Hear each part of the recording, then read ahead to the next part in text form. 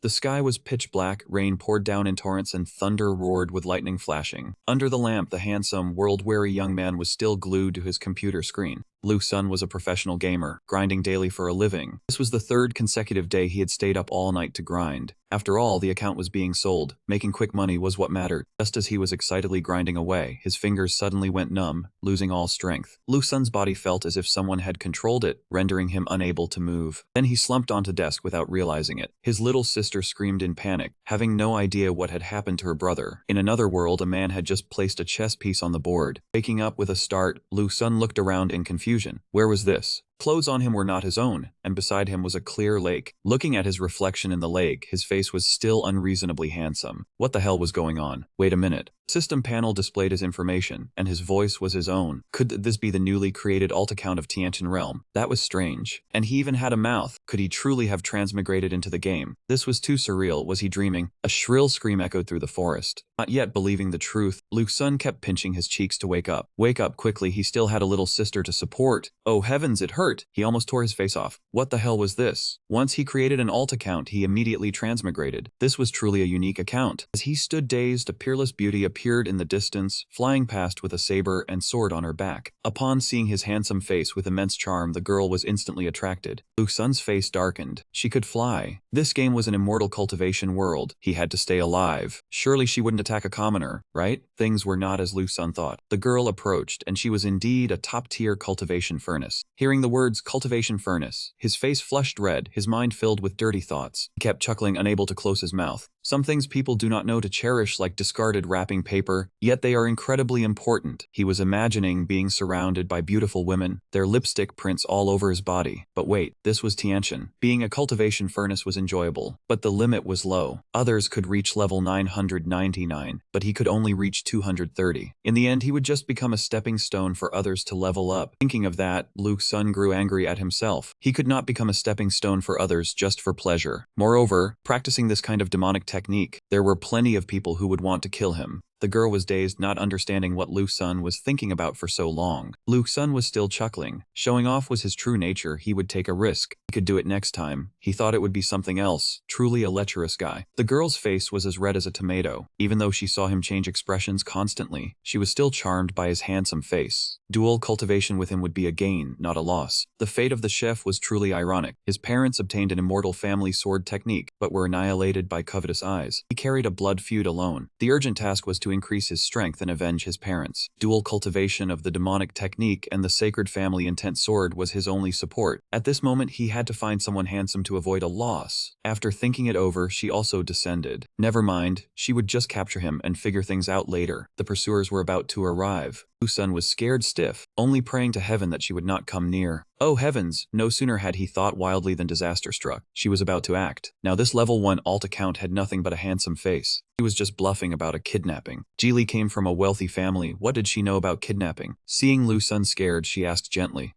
May I ask, can you come with me? Lu Sun was terrified, sweat pouring out, and he bashfully refused, no. He was incredibly infatuated with his looks, and her favorability suddenly skyrocketed. Even his bitter smile was handsome. Who could resist that? Oh heavens, was being handsome a crime? He remembered back when he used to grind games, he had to run until his legs broke to gain NPC favorability. He could not understand it. Truly, everywhere required good looks. The infatuated girl did not stop. Her eyes grew even more sparkling, her face more stunned by his beauty. Oh, that jawline, that profile was so beautiful. While mesmerized by Lu Sun's looks, the chef suddenly sensed a murderous aura. Oh heavens, that group of people had caught up. Lu Sun was still thinking. Could he reason with her? He just needed to reach a nearby city to apprentice under a true sect master. She could not hesitate any longer, so she hoisted Lu Sun up. Damn it, he had run into an expert. That group of people finally arrived. A half-veiled girl along with a few burly men had caught his scent. They were hunting down that little girl. They had to kill her. Only then would the pricey immortal sword and immortal cultivation mystery manual belong to them. They were determined to kill her no matter what. Ji carried Lu Sun, flying back and forth several times as if scouting the situation. Lu Sun was still full of questions, not understanding what she was doing. Could she be lost? Lu Sun's sweat and snot flowed continuously, and he still had no chance to speak. She just kept carrying him like an object. Lu Sun's face showed obvious exhaustion. she could do whatever she wanted. Lu Sun did not know the current situation, only relying on his experience to analyze. The pricey sword she carried was at the yellow martial level. Yellow martial equipment in Tianqian was already a treasure for commoners. A girl carrying a treasure, lost and running this fast. Lu Sun's whole face changed color, frozen stiff for 10 seconds. He was done for. Wasn't this chef being hunted? In the Tianqian continent, equipment was divided into mortal iron, magic tool, spirit tool, immortal tool, and divine tool. People distinguished them by color: white, yellow, blue, purple, and orange. Pricey robe was yellow equipment, meaning a magic tool. At the start of the game, yellow equipment was a treasure everyone dreamed of. In this world, who could not love the color yellow? She was already exhausted from carrying this guy. He kept jumping around and asking, "What's wrong? Are you lost?" The chef could not keep her calm. She wanted to slap this nosy guy. Seeing her draw her sword, Lu Sun thought his time was up and asked, "What do you want? Killing an innocent person won't help you find your way." He was always imagining wildly. She had no intention of killing him. If she wanted to kill him, she would have done it long ago. Why drag him along? She simply wanted to draw her sword to have it point the way. Instantly, the sword fell to the ground. With intelligent eyes, Lu Sun appeared very understanding, as if he had grasped the issue, his sword pointing wherever he went. But the result was not like that. Before the girl could finish her jump, she saw the familiar river. Lu Sun followed the direction of his sword, muttering to himself that there really was a difference. Whatever, no matter how she left, the main point was to enter the city. His hand was still raising its middle finger, probably cursing at life. The wind whipped his face. No matter how handsome he was, the discomfort could not be described. His dark soul and eyes were clearly looking at nothing in particular. The girl was focused on finding the way, while Lu Sun was lost in wild thoughts. He simply pretended he was riding on the back of a beautiful mount. Dusk had fallen. The scene was enchantingly beautiful. How peaceful could it be? She seemed to have grown tired, carrying him all the way, with nothing useful besides his handsome face. On top of that, this guy is lying right on her neck. What is this? Get down already. He used his only strength to calm that anger. With this extremely peak appearance, she felt enchanted, carefully putting him down bit by bit. Enough running, time to rest a bit. They had temporarily shaken off their pursuers. The girl was still worried. If they can track us, that would be truly terrifying. She turned to look at the guy she had been carrying all this way. Who was he really? He clearly had no aura, yet he wasn't panicked. She had brought him along this whole way, and he showed no fear at all. Strange. Before they even knew each other's names, he introduced himself. "I am Lu Sun." Not yet sure how to address him, Lu Sun continued, "If you are on the run, I need to know where this female demon came from." Her face turned completely red, and she shyly answered, "Ji Lai." She was truly blinded by his handsome face. What kind of power did Lu Sun's beauty hold? She had clearly thought of a fake name, yet ended up telling her real one. Ji Lai. This name was completely off Lu Sun's main storyline. Could she be some insignificant minor character? She would probably get chopped down by enemies soon. After all, she was young but had already started training cauldron disciples, carrying a giant golden greatsword on her shoulder. Gathering all the elements of an early death in Go wasn't easy. In the truly immortal atmosphere, before he could take a puff, Lu Sun's stomach started growling with hunger. Lu Sun was dazed, not knowing what the beautiful girl intended to do. Seeing her place her hand on his chest, he let his imagination run wild. In the end, it was just wishful thinking. Seeing Lu Sun's stomach growl, the girl pulled out a cake she had wrapped up and brought from home. With that fiercely adorable face, it turned out she wasn't really a female demon. With such a gentle, cute, and shy personality, how could she ever harm anyone? There was only this one piece of cake left. Lu Sun couldn't bear to eat it alone, so he broke it in half and shared it with Ji Li. Seeing this, her heart raced and hearts practically shot out from her eyes. He hadn't enjoyed the space for long when those men had tracked their scent. She's definitely nearby. Find her quickly and kill her. Kill her. Completely exterminate the noble mansion. The treasures and divine techniques will all be ours. Too sudden. The girl didn't hesitate, stuffing the entire cake into Lu Sun's mouth. And then, just like that, the two of them lay on top of each other behind the bushes. This scene was no different from some intimate situation. The cake was still stuffed in Lu Sun's mouth. He didn't care about anything else, only asking if she had any water. What time was this to be eating cake and drinking tea? With his darkly imaginative mind, if the 22nd century female hooligan had heard him, she would have shot back a question. She took the water stored in the gourd bottle and handed it to him. Surely he would be polite and not put his mouth directly on the bottle, right? Polite. At this point he was dying of thirst. Lu Sun didn't care at all. He chugged the entire bottle of water as if he hadn't had a drink in ages. The girl was stunned. Wasn't this an indirect kiss? Seeing him drink like that, she felt a little disappointed. The female fiend with a keen sense of smell detected a very strong body scent. While her teammates smelled nothing, she insisted the little girl was here, immediately trying to find her, kill her, and snatch the treasure. Lu Sun's face went completely blank. This was bad. If they were discovered, his first day of rebirth would end right here, and he would naturally be seen as her man, having the reputation of a man, yet he was afraid of ghosts. The slightest breeze passing by made him scared out of his wits. Could this account not only be a decoy but also haunted? He immediately sent out an SOS signal. Before things even got started, it seemed they had already found Ji Lai's hiding spot. He didn't know who that woman was, but her nose was as sharp as a bloodhound's. He immediately advanced towards the bushes. The girl's tears flowed in streams. Die, then die, but I have to kill at least one of them. Father, mother, Lear, will... Lu Sun covered her mouth with his hand. The whole world seemed to turn pink before her eyes at his beauty. Don't breathe. You gave me half a cake, I'll repay you with one life. As a professional mercenary top player of the Celestial Dust Realm, Lu Sun had at least 80 or 100 unused accounts lying around. Moreover, this ghostly wind valley was something Lu Sun knew like the back of his hand. Those people seemed distracted. What's that strange smell? I caught it again. Never mind, if it dares to come here, we'll destroy it. What is this thing? A strange purple creature that didn't look remotely scary appeared, sticking out its tongue to threaten. I am a ghost. With that expression, it must be really scary, right? Who was it trying to scare? Might as well just destroy it. Its appearance didn't seem to bother them much. They ignored it and continued their main mission of killing little Ji Lai. Seeing that, the poor creature got terribly sulky. It stuck out its tongue once and instantly pierced through all those people. This thing was indeed just like at the start. Its nickname, Newbie Destroyer, was well deserved. Having dealt with those people, it left. The girl was truly surprised. What the heck was that thing that helped us? Interesting. It was a good thing. As long as one knew the right method, even a 3-year-old could destroy it. Lu Sun stood up, intending to walk out. The girl was still panicked, tears streaming. What are you going to do? That thing hasn't gone far yet. In Lu Sun's extremely experienced eyes, that thing was a mobile experience pack. The purple thing heard the noise and turned back. The girl was terrified out of her wits, unable to think anymore. My heart is pounding. I'm definitely dead this time. Boo-hoo. Lu Sun straightened up like a proud rooster. It was time to show his heroic presence. He immediately stood up, his expression calm. You hide, hold your breath, and then watch my performance. Without a moment's hesitation, Lu Sun's demeanor was heroic. The girl was worried. Could it be that he would rather die than become my cauldron disciple? I won't force you to be a cauldron disciple. You run quickly. That is a demon. She was worried for his safety, but he turned around to scare her. Don't be afraid, that is not a demon. It is a demon. Heavens above, I'm just a weak girl. Scaring me like that is going to be the death of me. The girl, scared out of her wits, foamed at the mouth and fainted. Lu Sun was helpless, so he showed his hand and stopped playing. This was a true beginner's grand gift pack. He chuckled slyly, having killed nearly 1,000 of them. That demon face looked very pleased. Lu Sun used his 2 middle fingers to stab straight into the head of the screaming ghost. The system announced the kill of a mountain ghost, granting 6666 experience points. Lu Sun checked the interface. Level 1 low stats. He urgently needed to find a sect and a cultivation technique. He turned to the girl who had fainted from fear of the ghost. Though young, her figure had curves. He poked her gently to wake her up, telling her it was all right. Lu Sun dreamed of a pink world, thinking improper thoughts, even getting a nosebleed. The girl woke up, asking if he was okay and where the ghost had gone. Under the sunset, Lu Sun appeared stronger than ever. Her eyes lit up with admiration and her fondness skyrocketed. Lu Sun was like a hypnotic drug. Whatever he said, she obeyed. He went to pick up miscellaneous equipment, totaling 97 coins, then gave it all to her. She thanked him repeatedly, her eyes lighting up again, which Lu Sun found strange. Among the items was a secret manual, the Eagle Claw, a common finger technique. Lu Sun thought the name sounded weird, telling her to put away and sell it for money. The system asked if he wanted to learn it, and he immediately chose to learn. Lu Sun's face tensed. He looked at her with a strange gaze, feeling it wasn't enough for self-defense. His expression changed again. The more he thought wildly, the more curious he made her. The girl was still naive, not understanding the meaning of that glance. The romantic scene amidst the mountains and forests, the two chatting, he didn't ask why she was being hunted. Lu Sun's answer made her break into a sweat, but she didn't feel awkward because she had once kidnapped people to be cauldrons. The girl seemed to go crazy, her body burning, demanding he be her only cauldron. She was about to say more when his good looks saved him. How could he be so handsome? Fine, she wouldn't quibble anymore, for the sake of his handsome face. They both stopped before a county city. The girl claimed she had a good sense of direction, and they had arrived at Kingmu County. Lu Sun was speechless, being dragged along by her, stopping before the city gate. This was a beginner village county he was very familiar with. On the way, she told him the current year was 3997, 3 years earlier than his beta test. He shyly wanted to find an inn to rest and wash up. 10 minutes later, they found a cheap inn with good quality. He imagined Lu Sun cared about her, and her favorability increased again. The innkeeper invited them in. Lu Sun answered decisively, staying over, give us the good room. The innkeeper asked if they wanted 1 room or 2. He turned around and asked the girl for her opinion. She replied that she wanted 1 room. He then settled on 2 rooms, making her blush, not understanding why. Lu Sun explained, taking 1 room would be disrespectful. Don't covet my body. After the long journey, he lay down thinking about his transmigration, and that his sister had insurance and would live well. He imagined his sister crying and missing her brother. His heart fluttered, feeling guilty. He told himself his sister had to be strong, and he also had to be resilient. While thinking, the girl peeked in the doorway, inviting him to sell weapons. Could it be she was afraid he would run away? He told her to rest assured he had nowhere to go anyway. She answered naively that she had been seen through, afraid of being cheated when selling goods. She pleaded with him to come along, promising to split the money half and half. Lu Sun didn't need the money, but he agreed on one condition. She panicked, not knowing what dangerous thing he planned to do. He said it was physically dangerous, demanding she take off her veil. She shyly said she would go wash her face first, thinking he was joking. That thin piece of veil couldn't hide anything anyway. Women's thoughts were hard to understand. After a moment, she washed her face clean, tidied up, and stood confidently before him. She coyly told him not to regret it. The sunlight shining on her made her even more beautiful. Lu Sun was almost moved to the point of sitting in jail because of her appearance. He told her she was still young not to learn about being a cauldron. There were still many chances to get stronger. Lu Sun felt embarrassed by his own thoughts, seeing she had a schoolgirl face but a grown woman's figure. So wouldn't that be like being in prison? Truly, those young girls never admit they are children, always insisting they are grown up, hands on hips, looking quite imposing too. Suddenly someone appeared outside the door. She immediately went on guard. The newcomer's lightness skill was superb, completely undetected. If it were an enemy, I'm afraid she could not withstand it. The system indicated the person was not hostile, named Rong Yen but level unknown. Rong Yen did not know why she came. Luke Sun, still with his usual calm demeanor, stood up and opened the door. That same handsome face that captivates people's hearts made her freeze for a few seconds. Ah, nothing, I just came to the wrong place. Turning her back, she thought to herself that the kid opening the door up close actually shook her soul a bit. Could it be her mental state was not steady enough? She left, but Luke Sun keenly knew for sure she did not come by mistake. No one knocks on a door by mistake. She definitely had another purpose. Earlier, before leaving, she glanced at that little girl from the other room. Could she have bad intentions? Seeing that, the girl also blamed herself. Indeed, she could not take off the veil. Luke Sun's face was really stupid like that. Then she asked, "Did you cover your face?" "My veil is so thick, I can't see anything." Huh. Looking at the sword she carried on her, it had a yellow wooden scabbard. This sword had a low-level appraisal eye spell cast on it. Oh, indeed, this was still the familiar Tianxuan world of Lu Sun. The Heavenly Dust Realm was a world dominated by cultivation immortals. Logically, killing for treasure, stealing fortune, and the conflict between good and evil were the norms of the cultivation world. Surely they existed everywhere. But the reality was not so. Cultivators in this world liked to do good deeds. Many acted chivalrously. However, in this world, there were immortal artifacts willing to sacrifice themselves for the lives of commoners. The knights here had chivalrous spirit. They would act righteously whenever they saw injustice. Overall, this world made one feel very comfortable. Adding this layer of appraisal eye, those with a lower level than Rong Yen would not be able to see through it. This was a natural Dharma artifact that would not incite greed for murder and treasure theft. He should stop overthinking. She had no idea what he was thinking. She pulled Lu Sun's arm to drag him to sell things. She spoke willfully. Seeing Lu Sun had not replied, she defaulted to him agreeing. In fact, actively taking action to protect the weak was a trait of cultivators from the heavenly god realm. But fortunately, if Rong Yen was here, one of the three most perfect starting points would be ready. Lu Sun did not resist, letting her drag him wherever. He was still thinking, as long as he seized the opportunity, he could carve out his own path in this world. The scene here was quite bustling, with people coming and going. Her face was full of pride after selling, not expecting to get so much money, finally not afraid of starving to death. Seeing her joy, Lu Sun said, "With that much money, won't you treat me to a good meal?" She replied, "With this much money, of course. What do you want to eat? Don't be polite." God, thinking she was so generous, turns out she only freely gave coins of 1 unit or less. Thinking it over and over, Lu Sun still felt suspicious, but she did not notice anything strange. She seemed to have no doubts at all. But Lu still found the woman who knocked on the door today suspicious. The little girl seemed very understanding. Oh right, I originally meant to say, but forgot. But then again, what was suspicious about her? Lu Sun was completely helpless, not knowing how to explain, and thought to himself, those breasts must be big, right? It's using brains to exchange for them. According to Lu Sun, the woman earlier was a cultivator. This shocked the little girl, her mouth hanging open. Heaven and earth, this mouth. Why talk so loud? Might as well take a loudspeaker and shout on the street. Besides, this is a great opportunity. One must know humility. Her face was gleeful, right, but how did you know? Lu Sun remained composed. Analyzing slowly, pointing at the sword on the table, he said, "Look and see if there is any problem." She squinted her eyes, hands supporting her chin, looking deeply thoughtful. But no one knew if that brain of hers would figure out the problem. Sure enough, her eyes sparkled. Is there a problem? Lu Sun was helpless for the 100th time. Is there a problem? No problem. The problem is not big. Lu Sun looked very annoyed, but still tried to explain. It had an appraisal eye spell added to it. Now in the eyes of Jianghu people, it is just an ordinary weapon. She seemed to discover something interesting. I understand now. if I take her as my master, who in this world would dare bully me anymore? I could also avenge my parents. That person is really amazing, even noticing such small details. Her favorability towards the guy from the other room increased again. He was truly beyond words. Basically, those things don't matter. What matters is whether that cultivator is watching us or not. In the quiet late night, the view from the window seemed romantic, but this pair only discussed irrelevant things. From outside came someone's voice. On the night of the full moon of July, don't go out, the gates of myriad ghosts are open. Ask not about life or death. So today was the full moon of July. Isn't that the ghost month? Suddenly her face darkened, eyes reddening. She said, do you think my parents can be reincarnated? It seemed the guy in the other room was missing his parents, missing his family a lot. Lu-sun also knew how to comfort. Good people will be rewarded. The two naturally fell into deep thought. Nighttime was when people were most vulnerable. Would good people truly be rewarded? Lu-sun looked outside. The sky was pouring rain. Everyone was bustling to find shelter. Suddenly Lu-sun remembered his little sister at home alone. At least she had the insurance money and would not have to worry until she graduated from college. Austin thought. Something suddenly happened. The sword on the table started to glow. Dharma artifact vibrating. A spiritual object was contending. It was a danger warning. If not mistaken, it seemed the opportunity had arrived. Lu-sun turned back, tightly grabbed the little girl's hand. Follow me, there's something interesting outside the window. A great opportunity. I wonder what interesting thing there is. Heavens, this guy. Something interesting in the middle of the night. Is it ghosts or what? My God, it seemed the girl was sending a distress signal. Out there were indeed many ghosts, but every one of them was as tattered as this. They did not seem scary. The ghosts of the heavenly dust realm differed from Blue Star. They were formed from gathered resentment, not a single resentful spirit. The activity during the ghost month was exactly a demon-killing convention. First time seeing a world where seeing ghosts made one so happy. Lu-sun's eyes were full of greed. So many ghosts, truly magnificent. This must be how much experience. Thus, the person with rich experience in killing ghosts surprised everyone. The girl was scared green in the face, almost frothing at the mouth. But that guy still dragged her hand, saying, come on, let's go down, brother dear. Be considerate, you're scaring me to death. The man looked resolute. Why was she so timid? Today was a great opportunity. She had to go even if she did not want to. So Lu-sun carried the still unconscious girl on his back. Before setting off, he wanted to confirm once more if she was really there. Outside, many ghosts were playing and laughing loudly, looking very cheerful. The demons in this world were truly adorable and lively. Lu-sun was overjoyed. She was indeed there. It seemed his prediction was correct. As long as Rongyan appeared, she would appear too. This opportunity was one of the three most wonderful beginnings in Tianjuan, and he absolutely could not miss it.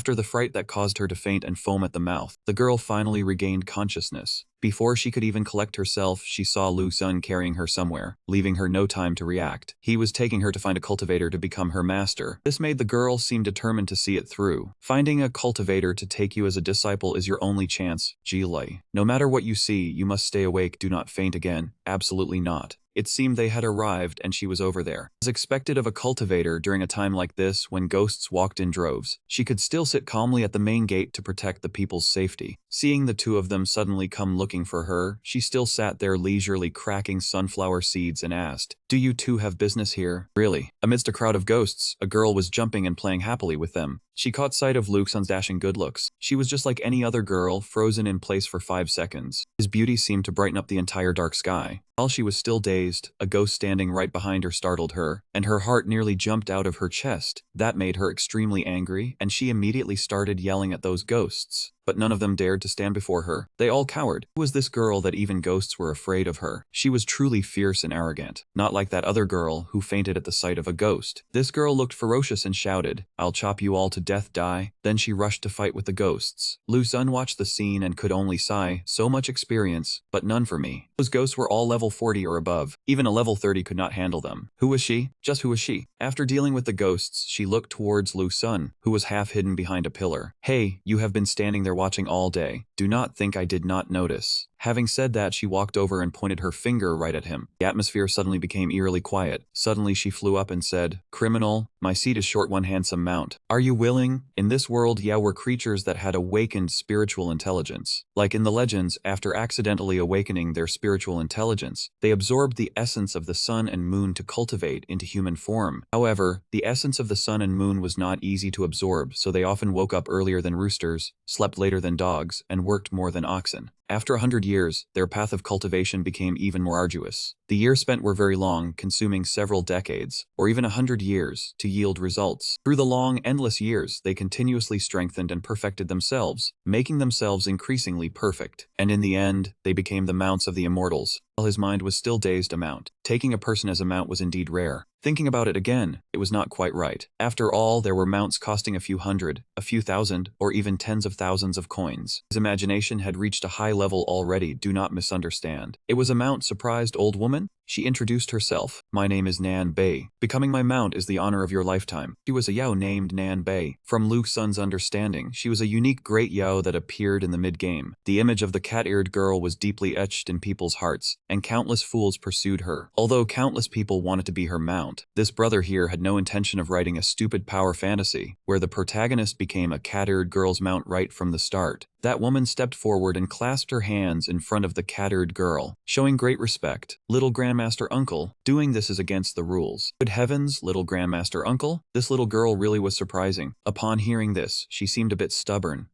What is wrong with the rules? Are rules not meant to be broken? The woman still gently advised, while carrying her on one shoulder. Little Grandmaster Uncle, it is fine to say that outside, but do not let the law enforcement elder hear it. Hearing that, she still sounded very childish. I am his uncle, master. Am I supposed to be afraid of him? Besides, I did not say that. Second senior sister did. If he has the guts, let him go pick a fight with second senior sister. Having said that, she turned around to ask Lu Xun's opinion. Have you thought it over? Be my handsome mount. I lack no cultivation techniques, magic treasures, or spiritual pills and wondrous medicines. How about it? Over there, the girl heard that tempting offer and feared Lu Xun might abandon her and go. The smile seemed to be a chuckle, but on Lu Xun's face it usually signaled that he was starting to scheme. No one knew what Lu Xun was plotting, but he immediately flattered her, surprising everyone. How can there be someone so beautiful? You are truly powerful, sir. Cat-eared girl was pleased to hear that. Of course, I came here to eliminate a ghost king nearby. Those few hundred fierce ghosts you saw just now, I slashed them all clean with one blade. Lu Xun continued his sweet talk. Then your sect must be very formidable too, right? Thanks, I want to go to your sect to take a look first before I decide. Is that okay? This guy was acting deep. He already had another scheme in mind. As long as he got to her sect, this perfect beginning would be secured. Seeing this, the cat-eared girl acted cold and disdainful.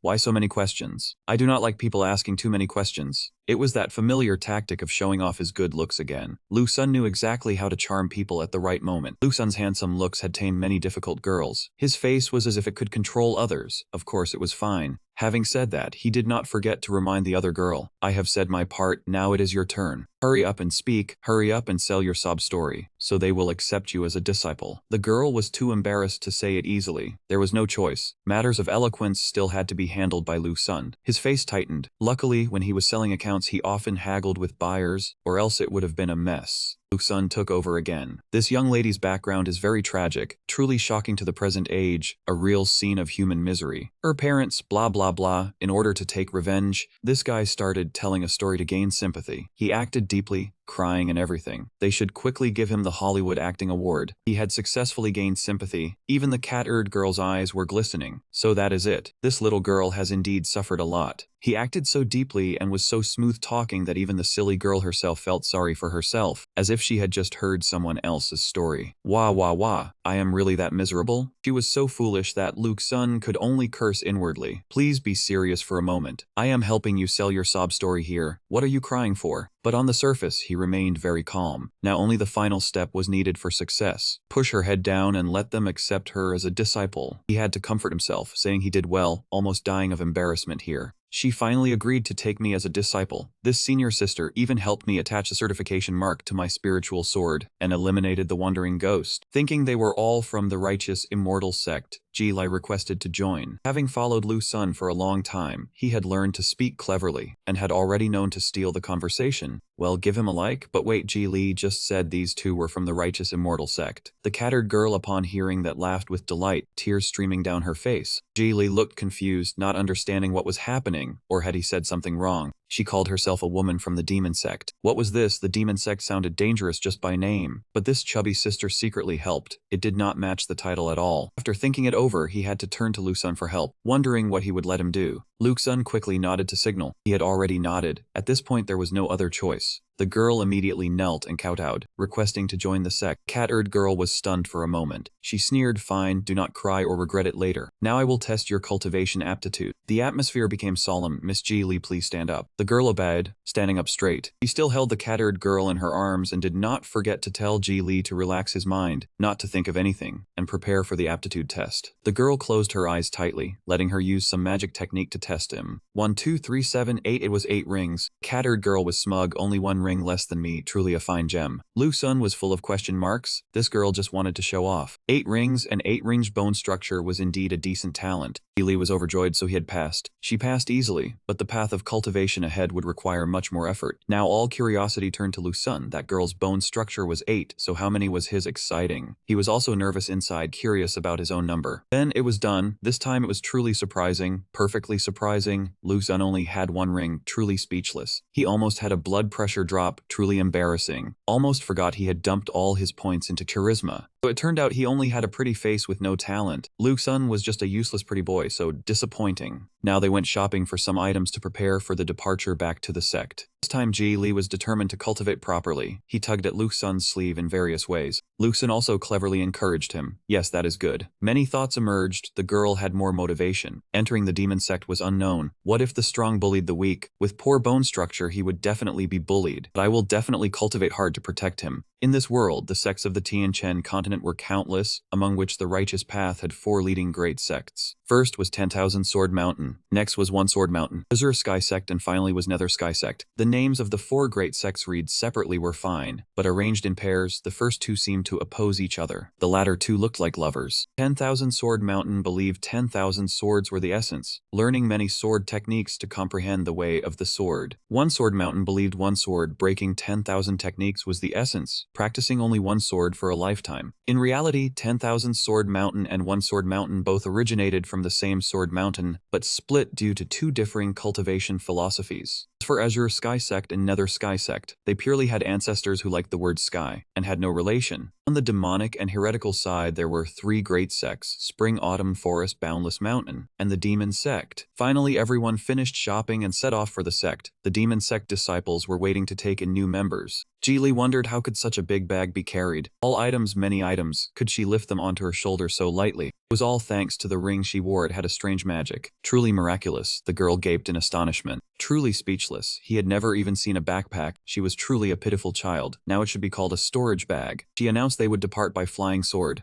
Her body was too large, so how was the flying sword? It must also be very large, flying a sword like an immortal. She tossed her sword up and lightly stood on the flying sword. Then it was everyone's turn to follow. The girl threw a purple gem, which transformed into a super huge giant bird. "Ji Li, this is my mount. All of you follow me up." The bird had a helpless face. Ji Li and the cat-eared girl climbed up. Lu Sun frantically climbed a ladder just to get on. Extremely humiliating. He sounded like he had used all his strength to climb up in misery. Everyone's eyes were on her. Standing on such a small sword, was it stable? Would she fall? A cultivator cannot be thought of with common sense. Rong Yan's flying sword named Red Peak carried a good wish. The cat-eared girl handed Ji Li an item. "Take it. This is the entry technique of the demon sect." After saying that, she looked at Lu Sun, saying he was getting green but the person was not. "Before becoming my mount, you have nothing to do with the demon sect. Do not secretly learn." Lu Sun's face was full of disappointment. Why be so harsh? Well, fate had decreed it. He had to accept it. Regardless, Lu Sun still coveted that technique. Even if he could not learn it, could he at least touch it for a moment? He really did look pitiful. That little cat girl knew how to hit a sore spot well. No ambition, go ahead and try. The name sounded useless, but Lu Sun's craving made him abandon his pride.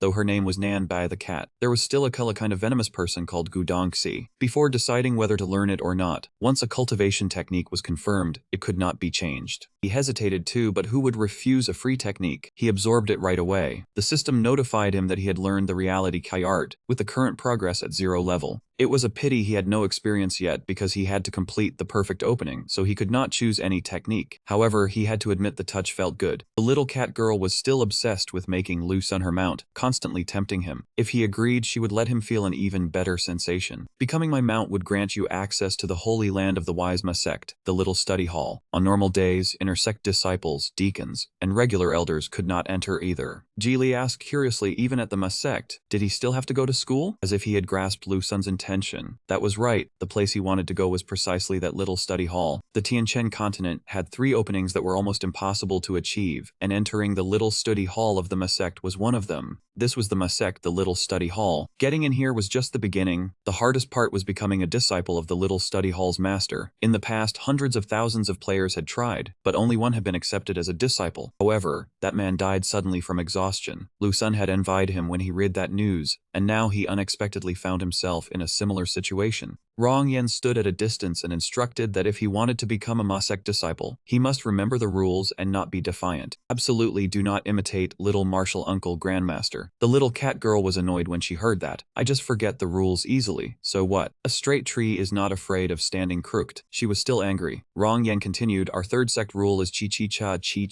The ManhwaCapped strictly adhered to rules, and these rules all came from the master of the little study hall. Though small in stature, she clasped her hands and listened with great authority. The sect rules were enough. Next, to talk about important matters, the ManhwaCapped was divided into 3 areas: the outer sect, the inner sect's main peak, and the little study hall behind the mountain. So Ji Li was an outer sect disciple. Rong Yan was an inner sect disciple. As for the little cat girl, she was a direct disciple of the little study hall's master. Even as a mount, she held the seniority of martial uncle grandmaster compared to the inner sect. Lu Sun broke out in a sweat. She was clearly saying this for him to hear. Wasn't the meaning too obvious? Listening made his heart weak. He accepted his place. Why speak such hurtful words? Ji Li asked, Master, do we also have to go to school in our ManhwaCapped? What master? Calling him that was because he liked it, not because he was a real teacher. The more that cat girl spoke, the more arrogant she became. Only Lu Sun was constantly drenched in sweat. Outer sect disciples could not attend lectures. Only someone as refined as myself. That lovely cat girl was truly incurable. Her mouth was too sharp. Speaking of the master in the Tianchen world, no one knew how strong he truly was. Some said if he was not the final boss, this place would be a joke. Hearing that was terrifying. The master's talent for showing off was truly formidable. After a long journey, they finally arrived at the sect. Ji Li stared blankly but could not see the sect anywhere. This place very mysterious? Ordinary people could not see it. The cat girl even scared him, saying that by the time he saw it, he would be dead. He was completely stunned. Only that little martial uncle grandmaster could lead them in. Rong Yan's token only allowed her to enter alone. That girl was relentless in her teasing, mentioning that this grand formation was set up by her master. After saying that, she used a red token. So it turned out she had been talking all along just to persuade Lu Sun to become her mount. She kept talking, but Lu Sun stubbornly remained silent, even asking for more time to think. Lu Sun thought to himself, having a high charm stat was not good either. He felt every woman in this world coveted his body. He had to quickly become a disciple under the master, or he would sooner or later become a dried-up corpse. Just thinking about it was terrifying. One wanted to catch him as a cauldron, another want him as a mount. Even a steel waist could not withstand that. It was truly wondrous. Before his eyes appeared the ManhwaCapped, beautiful and mysterious. For Lu Sun, seeing the ManhwaCapped for the first time was unbelievable. Where was the dense demonic energy? Where were the mountains of swords and seas of blood? No need to worry about the ManhwaCapped's rules. Just remember one phrase: roam the heavens and earth, have no shame in your heart. That phrase was taught to that little cat girl by the master. He was truly too profound. After thinking a long time, Lu Sun still could not understand the ManhwaCapped's guiding principle. In this place, those several mountains looked very strange. It was indeed bizarre. Other famous mountains were shaped like swords. Why did this one look like a sword sheath? The inside looked like a sword sheath, but the origin of this mountain was by no means small. He was truly curious. He wondered how extraordinary that mountain was. According to Rong Yan, the origin of this mountain was huge. It was not small. A not small origin meant it was very big. That woman spoke as if it was nothing. She started babbling nonsense. She talked too much nonsense, and that little girl got angry and immediately gave her a rap on the head. The last time she heard such rambling was probably last time, truly moving to tears. For the crime of rambling, she received a large bone-like lump on her head. Do not provoke this little cat girl. She corrected him, saying the origin of this mountain was unknown, but it was the mountain for welcoming newcomers. Do not listen to her nonsense. Heavens, even an honest senior was capable of fabricating a story. Before the bird had even landed, the crowd below was shouting thunderously, "We welcome little martial uncle grandmaster back to the sect." Everyone descended easily, but only Lu Sun had to awkwardly climb down a ladder. He even fell and bruised his rear. The cat girl ordered a subordinate to summon Elder Chun Shui, saying she had brought back a good seed. Upon hearing the little cat girl say she had brought a good seed back, Elder Chun Shui rushed over immediately, looking eager. As soon as she arrived, she was stunned by Lu Sun's beauty. 10 women, all 10 would be fooled by a handsome man. One more was stunned for 5 seconds. The man was too handsome.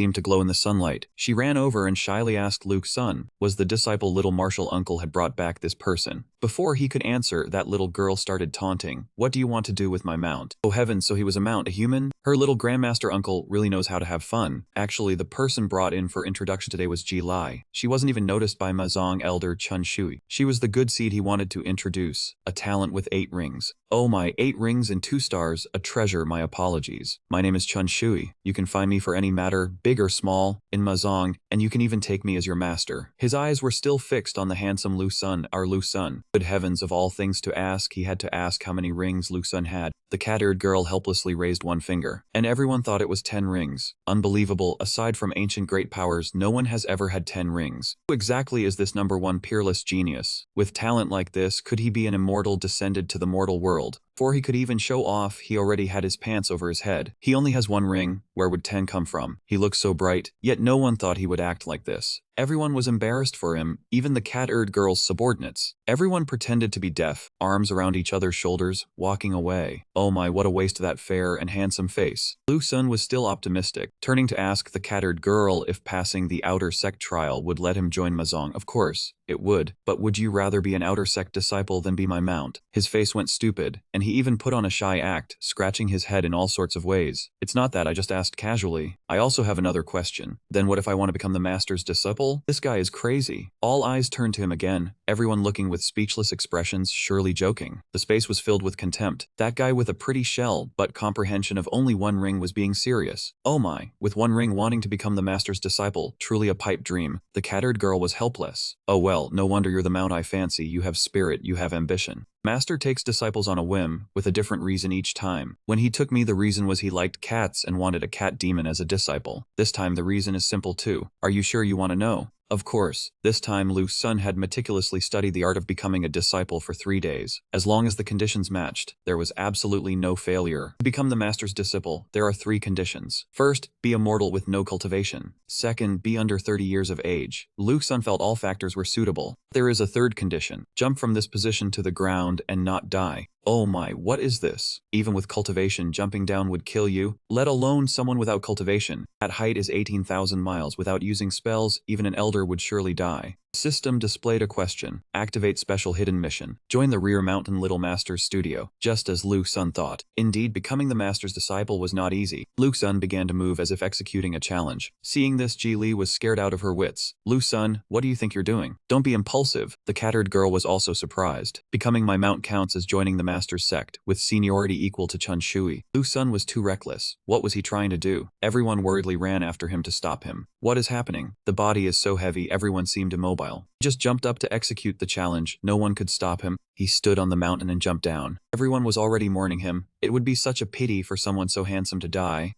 Ji Li was crying so much she almost fainted. The cat-eared girl was stunned. Could it be he would rather die than be my mount? But during the fall into the abyss, an invisible force pressed heavily on his body. What was that? The cat-eared girl ordered someone to go down and check immediately. Alive, they must see the person. Dead, they must see the corpse. She couldn't let her mount be left out in the wild. What was that force? Shocking, the peak lords and even the sect master had arrived. Seeing him lying flat on the ground, the cat-eared girl was also moved. Brat, you never cause small trouble. But the master has gone traveling. He is not at the rear mountain. Your jump was in vain. Everyone felt sorry for him. Such a good appearance was such a waste. As they were lost in thought, a group of unfamiliar people suddenly appeared. He was the Mazong sect master Shen Yan. Due to practicing fire attribute techniques, he didn't have a single strand of hair left on his body. He curiously asked if that was the kid who jumped from the guiding mountain. It turned out they were attracted by the invisible force generated when Lu Sun jumped down. With his strength of the 8th realm, he still couldn't trace what that power was. The cat-eared girl held him back. No way. Picking a mount on a whim, and it had a mysterious identity. Could this be causing trouble again? He lay motionless, his backside covered in blood, his face bruised purple like a dried iron ingot. But his meridians were still pulsing. He wasn't dead. Life force 100%. Resurrection count 2 out of 3. He truly was still alive. Then didn't that mean he had accomplished what the master left behind? But unfortunately, the master was not here. No one could decide in his place. If the master took him in, Luke's son would be their grandmaster uncle. The cat-eared girl had an excited face, probably thinking the senior sister already knew about this. She'll probably say something soon. The master did say it was fine. Activate special hidden mission. Join the rear mountain little master's studio. Completed. This place was the forbidden hall of Mazong at the rear mountain. After joining, Ji Li had completely changed her attire. She eagerly looked forward to seeing seeing Lu Sun's condition today, hoping he was better than yesterday. Stopping before a lake, indeed it was here. Pay respects to Grandmaster Uncle. That person was the master's second disciple, the second senior sister of the cat Grandmaster Uncle. Very strange, when she arrived she sat cross-legged. When she left, she still sat cross-legged. Cat Grandmaster Uncle said she didn't like being disturbed. No one knew when she would stop sitting cross-legged. When they returned home, the cat-haired girl was still sleeping soundly, snoring. It seemed it wasn't even dawn yet. She yawned until tears flowed. The disciple's report was done. She collapsed and went back to sleep, truly a sleepy cat. He looked like just a child, but he hated being called a kid. Whoever called him that, he would argue fiercely. Head Ji Li finally met the person she wanted to see. She just wanted to go back quickly to see Lu Sun's expression. He was still lying motionless on the bed. Indeed, the sect elder's spiritual medicine was miraculous. He was recovering quickly and no one knew when he would wake. This head seemed most worried about Lu Sun, harboring a special affection for him. But when he recovered, she could no longer stay by his side, and would not see him for a long time. In this world, the only person she knew and had left was him. He played an important role for Ji Li, being her only family. But now he was a legend in the sect. Many people spread rumors about him, about the beautiful, lucky youngest martial uncle, or about him leaping into the abyss in pursuit of the great Tao, without changing his expression. Similar to A, the lovesickness condition seemed to have taken root somewhere. She gently fed Lu Sun a pill. To her at this moment, compared to not being able to see him, she preferred to see him healthy. Exactly the type to wish to sacrifice everything for her love. Oh my, that little cat just woke up now. So there was a guest. Greetings, Master Uncle. I came to see how little martial uncle's injuries are recovering. This little girl was still sleepy, answering curtly, seeming not too bothered with worldly affairs, only wanting to sleep. Well then, the annoying guy was willing to stay here a bit longer so she could wake up. Hearing that, she ran off quickly. Well then, this place is yours now, bye-bye. Seemed like she was tired of being here too long. She just wanted to go play. This personality was indeed hopelessly childish. This guy seemed to have another agenda. Now no one could stop him. Faced with Lu Sun's peerless beauty, Head Ji Li still couldn't pull herself away. How could someone be so beautiful down to the finest detail? What taste would those beautiful lips have, she wondered. While still dazed, she noticed someone standing outside. The annoying guy walked in. He replied that he came to visit the little martial uncle. But in his heart, there was still much hatred and anger because when saving Lu Sun, the rare spiritual pill he had hidden for years was used up. Moreover, it was the legendary divine many-fleshed white bone. Such good treasure, even if Lu Sun were his disciple, he would be reluctant to give it. He seemed to have come today for revenge. Having taken out such a good treasure, today he would have to reclaim something. What did this famously stingy sect master intend to do to Lu Sun? Could it be that, because Lu Sun used his immortal pill, he planned to lay hands on him? Ji Li was truly panicked and scared. He grabbed her hand. Oh heavens, her whole body froze stiff. What was his intention? Sect master, you wouldn't be threatening me into doing something heinous, would you? No matter how much that man used affectionate eyes or a kind smile, he could not hide his apparent cunning. Ji Li, your talent is not bad. If you had a famous master on the path of immortality, your future would be bright. That pill was pitifully small. He gave the head a flame essence, saying her physique was suited to cultivating fire techniques and carrying it would be beneficial. She was still wondering why he gave her the essence. Could he be this kind today? Then he turned to leave, actually just waiting for Head Ji Li to call him back, fulfilling his objective. Sect master, why would you give me such a valuable item? She finally asked. He had achieved his goal. The reason sounded so absurd, because this seat cherishes talent. And then he left. Having received such a treasure, she felt the sect master might not be so scary after all. As for him, he was still smug. After this move, when the girl entered the inner sect to choose a master, she would definitely choose him. A stingy high-level master, so stingy that the disciples under him had almost no training resources. It had been decades. It had truly been a long time since he had any intelligent disciple choose him. It sounded pitiful, but it would be strange if anyone chose him. He did not realize that his own stinginess caused him to have no disciples, and instead confidently declared, "This time, this seat will absolutely not let go." The cattered little girl was still daydreaming about running and jumping. She felt happy to have a fool take her place. It had probably been a long time since she last ran so freely. Now it was time to go to second senior sister. Bamboo forest transformed into a cat flying very fast to that place. As soon as she arrived, she was grabbed by the back of the neck by second senior sister. She turned back into a cat in her arms. It also confided its feelings. Senior sister, this trip down the mountain had many interesting things. The most interesting was little junior brother, who was originally my mount. This made her freeze. This cat only saw him as handsome and lusted after his body. She didn't do anything heinous. She was just talking nonsense. Now she got tapped on the head. It also acted angry and pouted at the senior sister, but its childish nature never faded. No longer angry, senior sister, this trip down the mountain had many toys. Let me tell you all about them. It was already dark, and the cattered girl returned to her old spot in the mountain sect. Ji Li was still there, not stopping marveling at Lu Xun's radiant appearance. He truly was always this handsome. Suddenly, Lu Xun's body stirred, as if awakening from a long period of unconsciousness.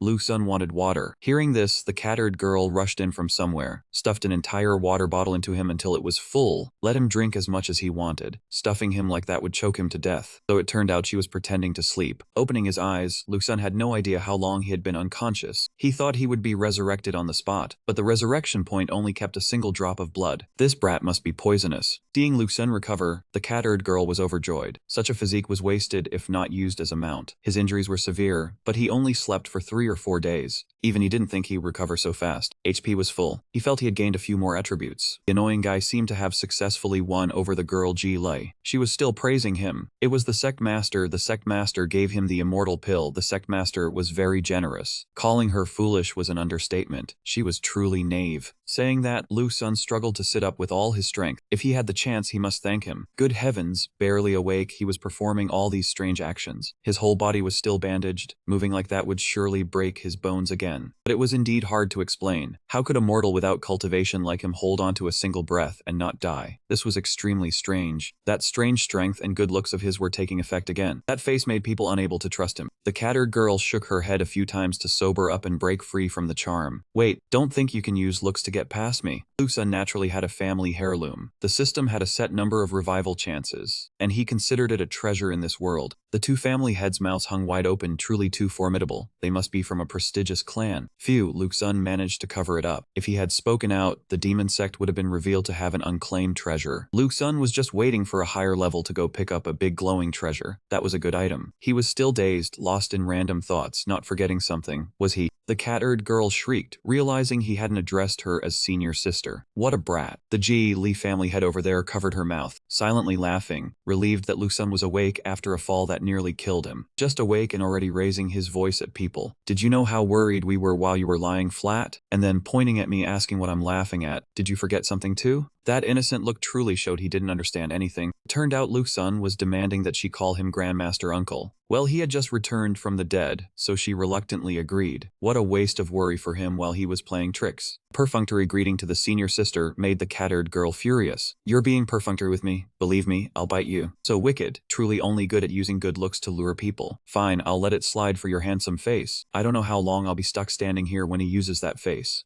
Get dressed and follow me. The second senior sister wants to see you. Indeed, being handsome means you can do whatever you want. The second senior sister sat motionless there, not distinguishing day from night. Now the cattered girl brought Lu Xun to meet her. Greetings, second senior sister. I have brought the junior brother. Lu Xun respectfully paid his respects to the second senior sister. Calling, Lu Xun had heard that no one had ever seen the real face of the second senior sister Xiao Man, only that she stuttered. As for how those others knew, Lu Xun was also unclear. She tossed out a book, and Lu Xun quickly caught it firmly. This manual was a practical energy technique, but thicker than usual. It turned out to be an annotated version, a treasure within a treasure for newcomers. But for Lu Xun, in the end, it was of no use. Well then, he also gave a polite thanks for the second senior sister's welcome gift. Lu Xun also turned around and demanded a gift from the cattered girl. His gaze was so strange that the meal kitten fell silent. His eyes were shining brightly. Just looking at him was enough to understand what he wanted to say. Was this a strategy of expression through eyes? Second senior sister gave a gift, aren't you giving one? So shameless, how could this brat's eyes contain so much information? It really upset the cat. Well, since he asked for it, she gave him the only ring she had left. Lu Xun thanked her perfunctorily, nothing faster than receiving the gift. Received equipment, if worn, the backpack space would increase by 30. The little cat, despite her appearance, was afraid her gift wasn't valuable enough, afraid he would despise it. Well, she had to be arrogant to the end. Don't despise it, I seriously thought about it. You can't use anything higher level right now. Lu Xun acted very appreciatively. How would he dare to despise it? And it was a gift from the fourth senior sister. Unexpected, he was actually satisfied with just a ring. Good thing he was pleased. The Ji Li family head also appeared, and the second senior sister made a sign only the cattered girl understood. She wanted everyone to leave first. Even Lu Xun didn't know much about her, only that she seemed to dislike talking. Many fireflies appeared around, and the Ji Li family head happily caught one. She was as delighted as if she had found something precious. Why are you so happy? Because you woke up. She was truly happy, truly joyful for our Lu Sun. Come a little closer to me, thinking a romantic scene would unfold in this peaceful, picturesque place. Lu Sun flicked the girl's forehead and then laughed with delight. So confusing, he just happily jumped up and ran away. The Grandmaster uncle wanted to flick so he could flick. Why so many? This guy is evil upon waking up, touching the cat-eared girl and playing the old game. Then it shouldn't be a problem if I, the senior sister, flick you one too, right? Truly, the wicked never live peacefully. Payback for payback, Lu Sun. Back home, Lu Sun was still hyperactive. But wait, the Ji Li family head was only allowed into the junior disciple quarters to take care of Lu Sun. Now that he was recovered, wouldn't she have to leave? So sad, looking at his silhouette from behind, she felt a pang of sorrow in her heart, but he had no idea. Lu Sun asked, "Fourth senior sister, the second senior sister gave me the practical energy technique manual. Can I let Ji Li borrow it to study?" Since it was the second senior sister's gift, he now had full authority to arrange it. So that meant the Ji Li family head and Lu Sun were now alone. Every action of Lu Sun was slowly twisting her heart. "Follow me into the room." Look, Ji Li was blushing all over, her pretty face filled with shyness and embarrassment. Lu Sun gave her the book the second senior sister had given him, full of notes useful for cultivation. That was a thank you gift for her efforts these past few days. Actually, such a valuable item. No family head would dare accept it. He was also clever. I've already memorized it. Newly received book, when did he memorize it? He had memorized it immediately upon receiving it from the second senior sister. Truly unbelievable, he memorized it right upon receiving it. Wasn't that too unreasonable? But Lu Sun was full of confidence, even challenging to open any page to test him. Lu Sun wanted to increase the difficulty even further. She had to ask for the notes of the second senior sister instead of the original, to test if he could be trusted, the third note on page 2. This step could not be rushed, it had to be done slowly. The seventh note on page 15. Use acupoints to guide the energy flow, do not resist too much. No matter what she asked, he recited it fluently, as if he had memorized the entire thing. Lu Sun felt proud. Just by skimming the book the system would automatically store it. This skill was truly heaven-defying. In Ji Li's eyes, Lu Sun was like a great man. She looked at him with admiration, thinking to herself that he was talented, handsome, and considerate. If he was going to be chivalrous, he might as well go all the way, but Lu Sun was only half chivalrous. He told her to sleep on the bed while he slept on the floor. The love-struck girl then wanted to sleep with the handsome man, saying the bed was big enough for two. It was unclear what he was thinking, but he insisted on cultivating. Outside the door, the little cat-eared girl was eavesdropping, hoping to catch some gossip about the couple. She wondered why humans were in heat all year round, or if her little junior brother's brain was made of salted fish. Eavesdropping yielded nothing. Inside the room, Ji Li was dazed, admiring Lu Sun, who was both talented and hard-working. She told herself she also had to work hard to be a worthy match. Her determination didn't last long before she fell asleep drooling. Lu Sun sat calmly cultivating. Even though he could level up through the system, he still wanted to experience the real feeling. In novels, cultivation was such a pleasurable thing. That was why all sorts of dual cultivation practices existed. The main purpose was to achieve double the joy. Lu Sun came here to try the pleasure of cultivation. But life was not a dream. It turned out cultivation was not pleasurable at all. What was this? Oh heavens. It hurts so much. It felt like countless needles were madly stabbing into his body. Lu Sun thought he was going to die. The little cat-eared girl was still eavesdropping, thinking he was cultivating, but was cultivation so easy? With such pain, could he endure it? According to the second senior sister, the first cultivation session was extremely important, but Lu Sun wondered if cultivation was truly pleasurable. Why was it so difficult? Could it be that because it wasn't pleasurable, cultivation was hard? He tensed up even more, determined to persevere. The feeling of pain still tormented him as if he were at death's door. On arrived, Ji Li had fallen asleep on the books. Waking up startled to see Lu Sun had been cultivating all night. His face was drenched in blood, yet she still increased her affection, truly a love-struck fool to the bone. Everyone was surprised by Lu Sun's endurance. The little cat-eared girl who stood guard all night also couldn't understand how he could resist it. The second senior sister seemed satisfied, sensing the good temperament of this person. She asked if he was all right, because cultivating all night seemed to leave one exhausted. Lu Sun replied that only those who experienced it would understand. Wait until she cultivated and she would know. Pain was indescribable. It had to be said, it was extreme pain, to the point of numbing the scalp. It felt like a mama was taking turns pricking him with needles. Hearing that, Ji Li was not afraid at all. In fact, she had already endured a pain 100,000 times greater. In this world, nothing was more painful than losing one's parents. Lu Sun was moved. He stepped closer, not knowing what to say besides an apology for fear of hurting her. The girl was strong-willed, determined to live well and cultivate diligently. Since things had come to this, she had to take leave from this place to cultivate in the outer sect. Li said her goodbyes, but in her heart she did not want to leave this special person. This farewell she did not know when they would meet again. Lu-sun could not stand the gloomy atmosphere, so he pinched Ji Li's cheek hard, making her cry. His actions were truly strange, but with such a captivating appearance, who would not feel reluctant to leave? He also teased her gently, saying, "Silly girl, if she couldn't come up here, he could go visit her. She was his only friend in this world, so how could her affection not skyrocket?" But she was truly talented. Her affection increased regardless of the moment. She ruined that tender moment. Finally having to leave, she reminded Lu-sun to take care of himself. Lu-sun told himself he would definitely take good care of himself. After all, everything was just beginning. If lucky, before the players appeared, he might even meet the girl playing Celestial Dust. He had to level up immediately, no delay. Even if Lu-sun could not return, he would not let himself be bullied. Yesterday, before cultivation, his experience was 6666, and all night he only gained 20 points. Was this the charm of an insight stat of 1? Hopeless, truly hopeless. Since it had come to this, there was no other choice. He would just have to find a way to increase his insight stat later. His stomach growled with hunger, so he decided to go find some food for himself. Over there, that blockhead appeared, congratulating the little junior uncle on beginning cultivation. He said a wise new disciple was a blessing for the demon sect. It was unclear what he still planned to do. Was he here to demand the golden core? But Lu-sun knew him best. This guy was famously stingy in the previous life, not a single coin to spare. He continued his flattery, saying he was relieved to see the little junior uncle recovering quickly. He would hold a grand ceremony for the junior uncle tomorrow, asking if he would participate. What was a grand ceremony? A sect rotation quest. Receive 10,000 experience points and a special attribute, yes or no? Oh heavens, he thought it was something serious. It turned out to be a freebie grand ceremony. Since it was free, why not accept it? That blockhead seemed worried that Lu-sun would still be thinking. But this opportunity could not be missed. Lu-sun would definitely attend the grand ceremony. Lu-sun calculated silently 10,000 experience points and precious special attribute points, and he could also show off his power in front of all the disciples of the demon sect. Anyone could do this, but it seemed he had forgotten something. His hungry stomach was still growling for food. He had to find food immediately. Lu-sun had successfully accepted the mission, and the current mission progress was 900 out of 2,000 reputation points. Lu-sun had no idea what trouble he had just caused to make the little cat girl so furious. It turned out he had asked her to catch a chicken. He was so naive that he did not know his own status. Handsome as he was, he used his charm, no cheating allowed. "Senior sister, I dare not hide it. My appetite has been bland these past few days, so I want to cook some good food myself. After all, before coming to the mountain, I was a personal disciple of a top 5-star chef." Hearing this, the cat girl's eyes sparkled. How could she deny her love for food? She disappeared instantly, threatening that if the food was not delicious, she would eat the person who made it. Thinking back, Lu-sun really had not lied at all. Swift as the wind, the little cat girl dashed off and returned with a pile of fish and chickens. True to her feline nature, she looked as proud as a toad. Just before the finished product, "Senior sister, who are you?" "I am a kind-hearted senior sister." His face showed admiration, but in his heart, he thought this cat was truly the best tool for gathering ingredients. He might as well praise her a few words to make her happy. She led Lu-sun to the kitchen of third senior brother, a man who cooked terribly but often forced the little cat girl to taste his dishes. This time, if Lu-sun's cooking was not good, she would eat him right then and there. His hands moved quickly and skillfully, every motion looking extremely practiced. He truly looked no different from a seasoned chef, his body filled with rich cooking experience. The aroma wafting from the kitchen made the cat girl drool. Unable to bear it any longer, she had to rush into the kitchen immediately to see what he was doing. She was so impatient that she could not wait, insisting on eating her fill. She also knew to restrain herself, because Lu-sun planned to bring the food to share with second senior sister. Truly, only second senior sister could tame her, making her so obedient. Mention her once, and the cat girl would wait patiently. Second senior sister was still sitting in her usual spot, the food's aroma so strong that even she could smell it. Little cat girl carried the entire box of food and ran at top speed, eager to taste her little junior brother's skill. The food smelled so good, but how were they to divide 2 fish and 1 chicken? The greedy, impatient cat girl quickly set the table, presenting the fish and chicken to second senior sister. 10,000 questions popped into Lu-sun's mind. Did immortal being like this senior sister even need to eat? Gosh, had she already eaten? The cat could not delay another second. It was time to concentrate all her energy on devouring that delicious fish. She did not even intend to leave a single piece for Lu-sun. Her greediness was simply unmatched. The smell of mortal life soothed the soul the most. Finally, his stomach was full. She had eaten everything, even licked the plate clean. Lu-sun, staying here, still had no idea when the master would return. Why did the master go down the mountain? Could it be for something important, like fighting another demon sect, or causing trouble for the righteous path? Little cat girl looked at the main character like he was an idiot. Why do such boring things? Going down the mountain was obviously to have fun. What else could it be? Staying cooped up on the mountain all day was so dull. If not for you, I would have run down the mountain long ago. This situation did not seem like what Lu Sun knew. Shouldn't a character of that level from the demon sect be causing havoc in the world, seducing women, and plotting to usurp the throne? Could it really be that going down the mountain was just for fun? System announced that the game forum was now open. Wasn't that too fast? The number had already increased by over 3,000 people in just 1 minute. The forum was open, but internal testing was still 3 years away. There was no need for it to be this early.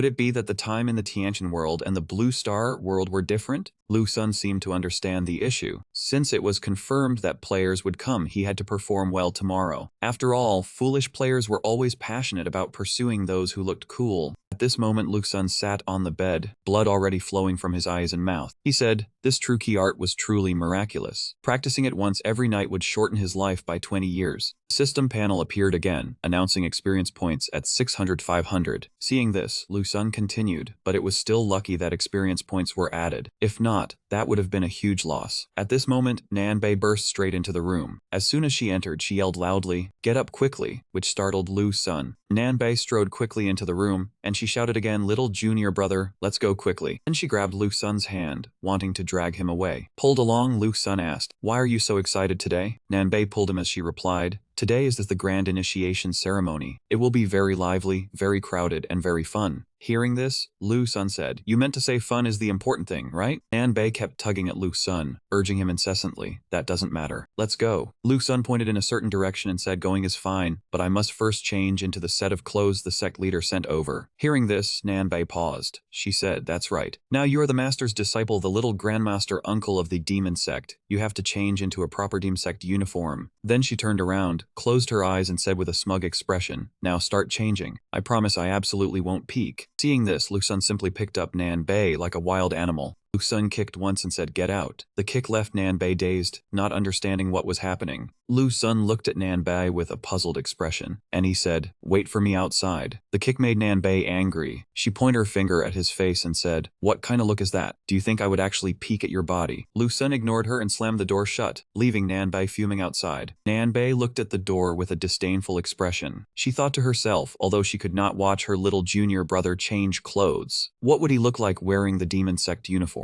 With that handsome face, it would probably be. Before Nanbei could think further, Lu Sun had already finished changing and stepped out. His eyes had changed, becoming more captivating and spirited. Lu Sun wore a black suit with a few accessories. Combined with his long, dark hair, he stood out even more. Witnessing the sight before her, Nanbei was so shocked that she blurted out, "You handsome." Hearing this, Lu Sun replied, "What is it, senior sister?" Unable to believe it, Nanbei was so embarrassed that she screamed and ran straight down the mountain. The outfit Lu Sun wore made Nanbei imagine a scene so embarrassing she wanted to die of shame. She covered her face shyly, silently telling herself to restrain herself. But inside she was maniacally wanting him to be her mount, regardless of him being her junior disciple. Lu Sun stood there dumbfounded and confused, asking if she got scratched by a cat. He had no idea that his own looks were also a kind of trouble. Lu Sun looked at himself and realized the demon heart outfit seemed to be a magic artifact. He immediately ordered the system to probe it. The system displayed a notification that this was an external treasure material, precious, but without attributes, only at the yellow rank. He imagined a fashionable chicken holding a talisman, thinking fashion was useless. Those stupid gamers all buy this stuff to become a trendy Chinese chicken. Mao Nanbei suddenly appeared, startling Lu Sun as he asked how she ended up in such a state. She replied curtly that she had just fought a wild cat and won.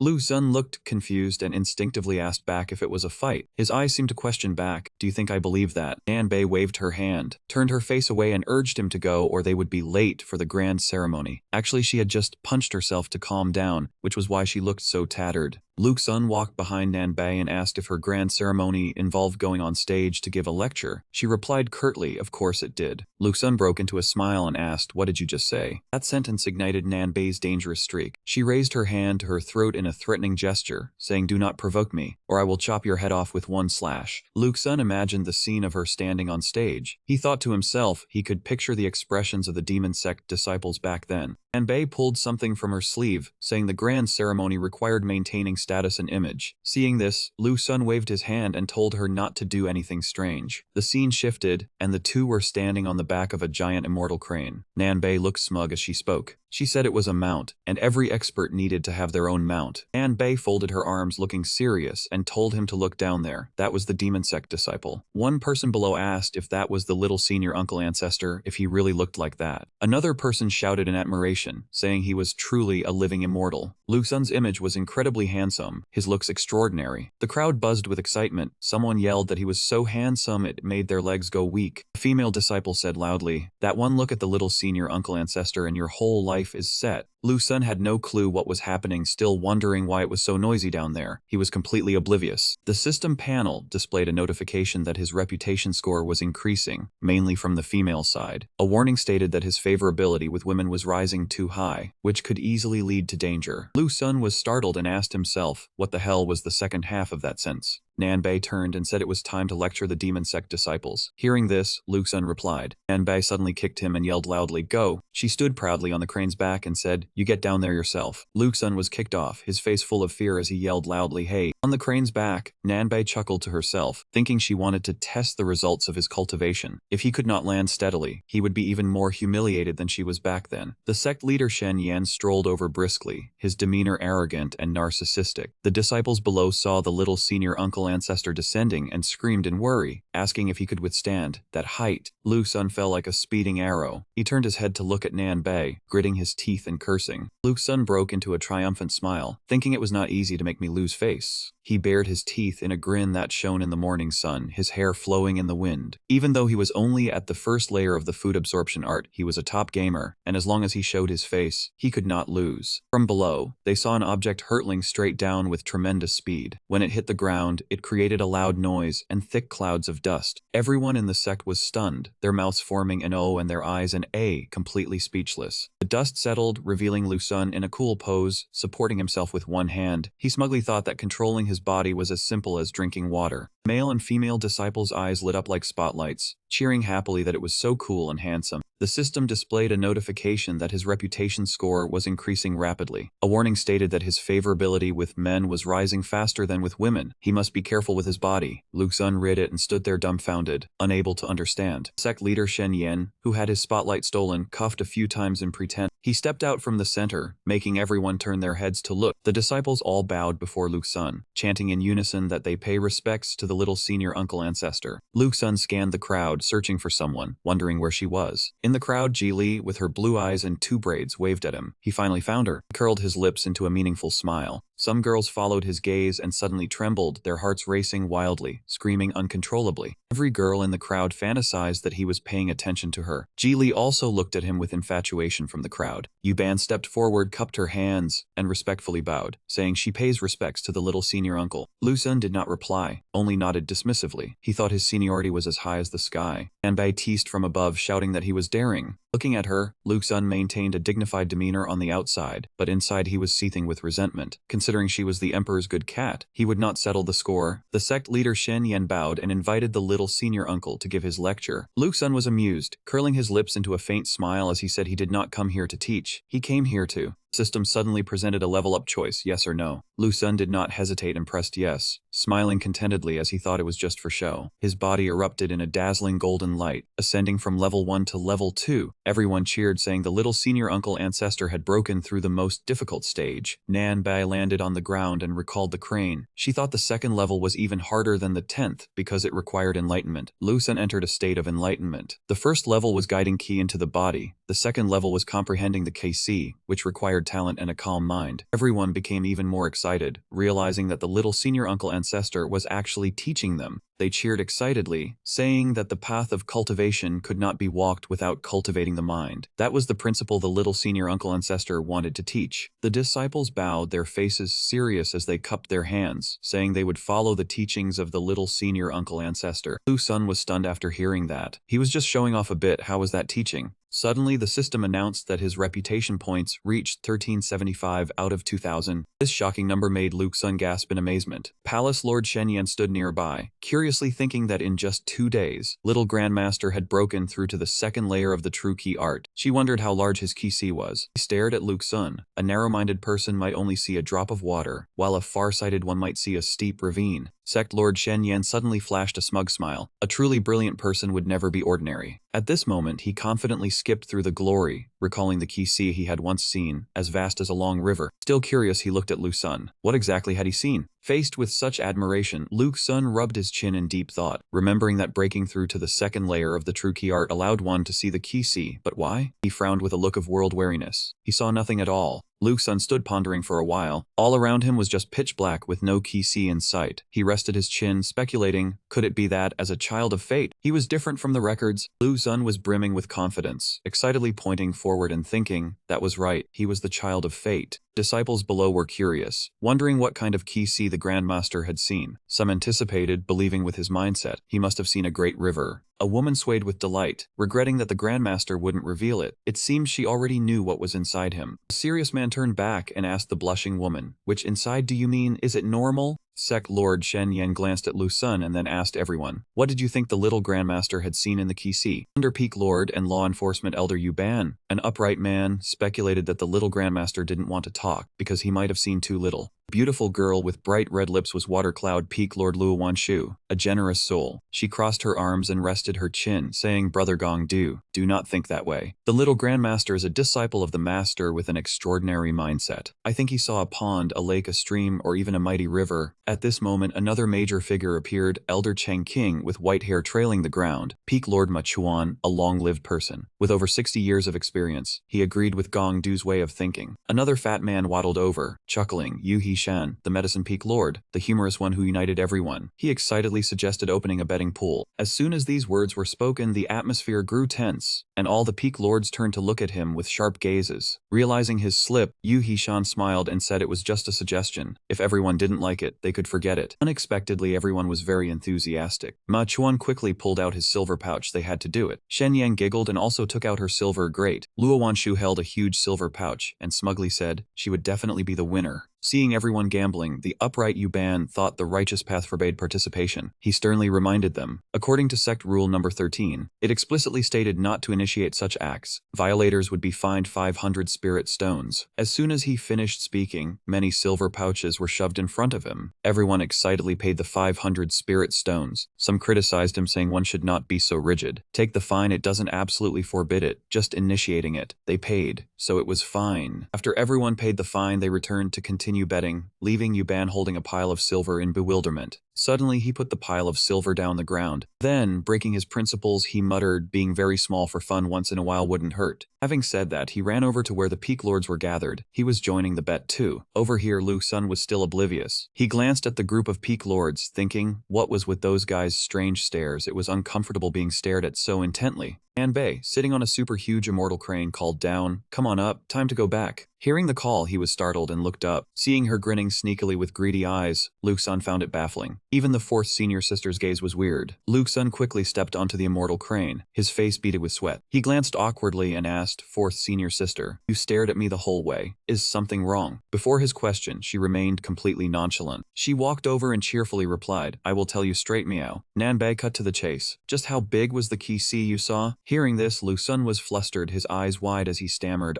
He recalled that moment, actually during the level up, At that moment he only saw an endless expanse of darkness, not a trace of the key sea. Luke Sun tried to calmly hide it. This matter was not convenient to explain clearly. Nanbei had already crossed her legs, sitting beside him curiously. What was so inconvenient about it? She was his senior sister after all. Luke Sun pondered with a frown. Even though he liked to pretend to be the chosen one, he still needed his face. He looked at her with tear-filled eyes, telling others he hadn't seen any key sea at all. This matter related to his comprehension, and he would lose face for life. Nanbei did not press him. She reluctantly said with half-closed eyes, fine if you don't want to tell me. In her heart, she guessed the little junior brother might not be so brilliantly gifted. Nanbei suggested. As compensation, he had to grill a few more fish for her tonight. Lu Sun agreed without hesitation. That was no problem. Nanbei looked at Lu Sun with adoring eyes. It did not matter how much he saw. After all, he was the little lady's man. Anyone dared to bully him, she would chop that person's head off with one slash. Suddenly, Lu Sun's face turned sad. He fell into thought. Why was this like his life back in the real world? Miserable with no parents backing him, and he disliked making friends. He recalled unpleasant memories. Back then he showed off his skills everywhere just to get attention. The way a poor account without a guild or studio had to show off to find orders. As he thought, Lu Sun sat down. How many people actually liked showing off so much? He sprawled out on the crane's back, looking at the blue sky, his thoughts wandering. But to attract attention, he had to make himself feel like he existed, because he still had a little sister to support. He sighed. But could there be a possibility? Just a possibility that his QC really was black. The next morning, Xiaoman glanced at Lu Sun with curious eyes but was too shy to speak. Manhwa, after quickly cleaning a few fish, turned back into an adorable little yellow cat and lay in Xiaoman's arms, purring. Xiaoman stammered and asked, "Little junior brother, did you see very little in the QC?" Manhwa sighed dejectedly and replied, "Yes, meow." Xiaoman glanced at Lu Sun, who was eating carelessly, her heart heavy with worry. Suddenly, Nanbei jumped out of her arms and bolted away. Mao Nanbei, without a word, stood on top of Lu Sun's head. He who was eating was startled and yelled, "Fourth senior sister, what are you doing? Your fur is getting all in my bowl." Mao Nanbei's face was flushed red. She licked her cat paw, her eyes greedy as she looked at the fish. "Little junior brother," she continued, "I have something important to tell you. Do not move." This made Lu Sun, who was reaching out his chopsticks, freeze, his face beaded with sweat. Mao Nanbei patted her chest confidently. "Little junior brother, even if the QC you saw was very small, do not be discouraged. From now on, your senior sister will protect you. If anyone bullies you, this old lady will chop off their head with one slash." Hearing these words, Lu Sun's eyes reddened with emotion as he looked at his senior sister. He even picked up a fish for her, asking if you wanted to eat. Nanbei did not hesitate, gobbled down the remaining fish, saying of course she would eat. She even ate right over Lu Sun's head, leaving him helpless. The two of them continued their meal in silence. On this side, Xiaoman showed a sorrowful look, thinking to herself that she wanted to help him. Night had fallen, the full and large moon shining down, dispelling some of the gloom. Lu Sun's panicked scream rang out, as if he were having a nightmare, telling someone not to come. Lu Sun lay sleeping, his arms and legs flailing wildly, his whole body trembling, his muttering mouth asking who you were. He woke up panting heavily and angrily cursed, "Damn it." Lu Sun sighed, gritting his teeth, looking as terrified as if he had seen something horrifying. He raised his hand to look at it. Everything seemed normal, realizing it was a dream about someone chasing him, but he couldn't see their form clearly. He recalled a green shadow floating beside him, wondering who that was. It was truly strange. Lu Sun calmed himself, telling himself not to think about it anymore. Maybe it was due to stress. The system reported a prestige score of 1827 out of 2000. He got excited, covered himself with the blanket to sleep again, said goodnight, a little over 100 points and the mission would be done. The room fell back into silence. Just as he dozed off, Lu Sun saw the green shadow again like a flame. His face froze. He panickedly asked what the hell that was again. The green shadow manifested into a long-haired girl with round breasts, but her features were unclear. He lamented that even in dreams there was training. It floated, moving closer and closer, and the main character cursed again. Lu Sun woke up in a panic, pinching his cheek with his hand. His cheeks were red and sore. He knew he was awake, panting heavily, screaming ghosts and monsters, a chain of dreams. He mustered all his courage, covered himself with the blanket to sleep again, mumbling that he was determined to sleep soundly. Only a moment later he had fallen asleep. Suddenly the green shadow appeared again. Lu Sun's mouth hung open in shock. He woke up again in a daze, lamenting that it was still there. He had really encountered a ghost. Lu Sun regained his composure, his sharp eyes declaring he absolutely refused to believe it. Then he lay down again to continue sleeping. In the pitch-black space, the girl's green shadow appeared again. He froze on the spot. His whole body was filled with frantic confusion. He lamented he was dead meat like a ripe banana. After thinking about it, he ran away as fast as his legs could carry him, screaming "Mommy." Suddenly Lu Sun stopped, thinking it surely couldn't be a coincidence. There was only one possibility left. He turned back to look at the green shadow, swiped his hand to command the system to probe. Information came quickly. The intent to fuse with the body, activate Xiaoman's special training mission, accept or not. Outside was noisy. Lu Sun was still deep in his dream. The green shadow stabbed him through the body with a sword. He looked at the mission. He laughed triumphantly as if he understood everything, so that was it. He did not hesitate to press yes, grateful that it was the good intention of his second senior sister. Uttering accept, the system displayed a notification, brute force awakening. Green shadow pulled the sword out of his body. The two of them continued their training in that space. Throughout the night, Lu Sun was killed in all sorts of ways, but his expression was extremely excited. In total, he was killed by the shadow ghost 36 times. The next morning he woke up, patted his forehead, and breathed a sigh of relief. He shot up, his eyes bright as lamps, his whole body brimming with vitality. He shouted that dawn had come. Suddenly he heard a crunching sound. It turned out to be the sound of Nanbei eating. She held out 2 pills and asked how many times you wanted to take them. Lu Sun waved his hand to refuse, thinking to himself that being killed all night was fun but tiring. Nanbei roughly pinched his mouth shut and shoved 2 pills inside. She wore a sly face, urging him to eat 2 pills. Lu Sun, helpless, was force-fed, making noises. Nanbei dusted off her hands with satisfaction, explaining that this pill was beneficial, but you could only eat 2 per day. Lu Sun's face turned black and purple as he swallowed. A little later, he wiped his mouth, feeling the pill's cool and refreshing sensation, his mind clear and spirit refreshed. Truly it wasn't in vain for making the fish. Nanbei proudly said that she had come yesterday, and in total, he had been killed 36 times. She excitedly asked if the intent of second senior sister felt good. Lu Sun looked displeased and asked back, how did you know? Mao Nanbei proudly replied, there is nothing that I, your 4th senior sister, do not know. Do you need me to take you to beg the 2nd senior sister to retract her sword intent? She smugly pointed a finger at herself and chuckled. A dirty thought arose in her heart. The 2nd senior sister does not listen to me, but that does not matter. What I want is to watch the pitiful little junior brother. The more she thought, the more she laughed with glee. Lu Sun adjusted his tone seriously and looked at Nanbei. Indeed, I have a difficult matter I wish to confirm with you. 4th senior sister. She secretly rejoiced inside. Here it comes, quickly beg me in a pitiful manner. Lu Sun coughed lightly and asked, does the 2nd senior sister's sword intent gradually disappear over time? Nanbei disappointedly explained, of course not. Why is it not as I thought? Lu Sun upon hearing this became cheerful. Then that is truly too good.